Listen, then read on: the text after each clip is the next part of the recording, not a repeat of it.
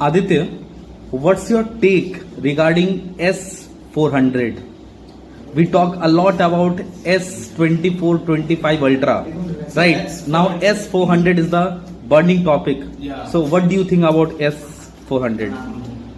As everyone have heard about the S400 and the Iron Dome, but let me throw some light on that topic. And S400 was purchased by Russia, and it was made in collab with India. Okay, so S400 is an anti-missile defense system. It targets the missile, the incoming missile of the hostile country, and it shoots its own projectile at that missile.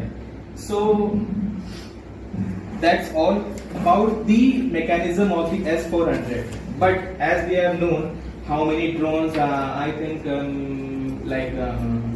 more than 750 drones have been neutralized of Pakistan, as they have been bombarding all of them on the border areas of India. And we can also see that Iron Dome that was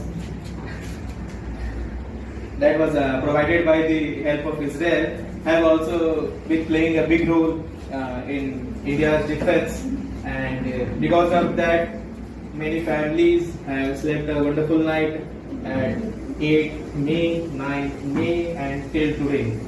So I think purchasing the S400 and Iron Dome was one of the best or crucial thing that India would have done. And the credit should be given to the present government. Indian government, yes sir.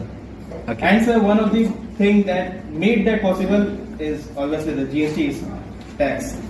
No, actually, it's not GST tax. Yes, sir, that's Remember, just a minute. Remember the man Manohar Parrikar, Yes. the defense minister, the last defense minister of India. So simple, but a genius person who actually made it possible, who actually did the negotiation, not only from Russia, but also from the opposition of India. Right? So we should not forget Manohar Parrikar, who actually made that deal with Russia for S400. Yes. So the credit should be given to that man. He's passed away. उनका death हो चुका है. So he should be given that credit.